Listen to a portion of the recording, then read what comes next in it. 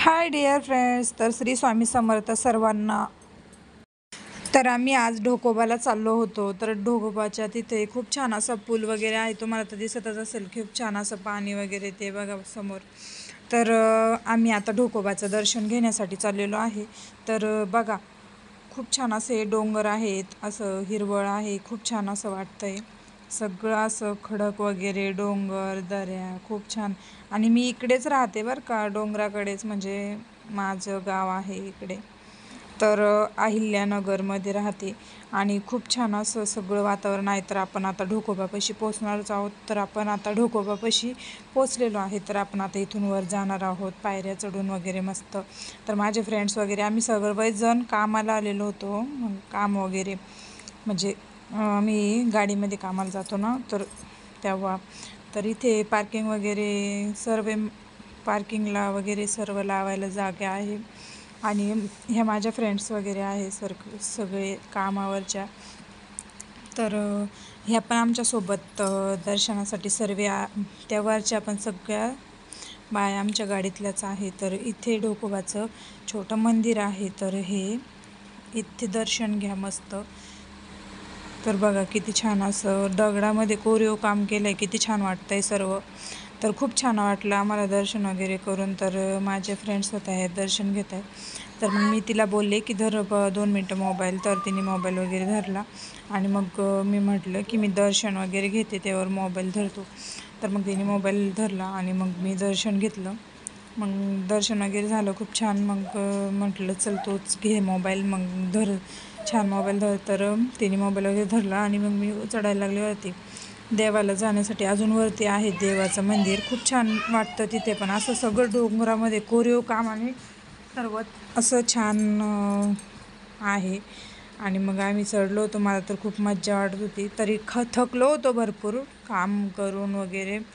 तरी पण असं देवाला जायचं म्हटलं की अजून नव्याने हुरूप आल्याने वाटतं.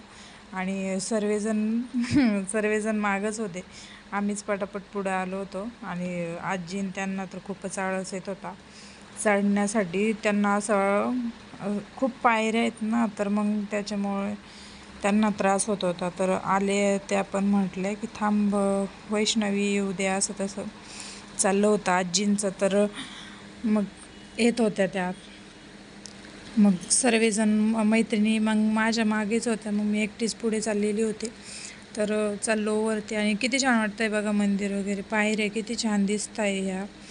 तर हे दगड वगैरे, दगडामध्येच बांधलं आहे सगळं आणि किती वरती बांधलं आहे. मलाच बघून म्हणजे आश्चर्य वाटतं की किती म्हणजे भारी आणि किती छान वाटतंय हे सर्व.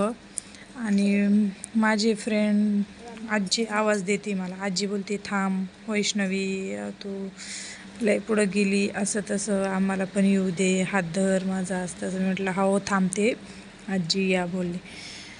तर मग आजी आली पुढं. मग म्हटलं की जाऊ चल सोबतच. मग सोबत वगैरे चालली. मी म्हटलं चल मी चालते थोडंसं, तू ये. मी दमल्यावानी झाले बोलते आजी की मी खूप दमली आहे, असं तसं बोलते आहे. आणि मग फायनली आम्ही वरती हळूहळू आलो आणि मग आजी पण माझ्यासोबत आली. तर मग आम्ही फायनली वरती पोचलो. तर इथे सगळ्याच जणी थकून बसून घेतलेलं यांनी वरती आल्याच्यानंतर. सर्वजण थकल्या होत्या. मुलीच फक्त फोटो वगैरे काढत होत्या, म्हाताऱ्या सगळ्या बसल्या होत्या. तर मग ब्लॉग वगैरे काढले आणि मग फोटो वगैरे.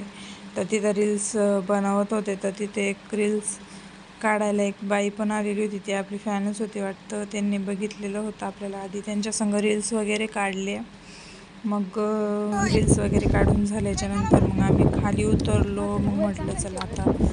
आणि तिथे पण मंदिर बंद असल्या कारणाने मग आम्ही लवकरच, मग मज्जा पण येत होती खाली उतरायला. खूपच अशी मज्जा वाटत होती. आणि खाली उतरलो वगैरे. मग मी तर पळतच सुटलेला लेकरावाने. आणि मला खूप पायऱ्या चढायला आणि उतरायला मज्जा वाटते. तर आपला ब्लॉग हा इथेच संपतो. आणि कसा वाटला ब्लॉग नक्की सांगा. आणि शेअर, कमेंट आणि सबस्क्राईब करा. श्री स्वामी समर्थ सर्वांना.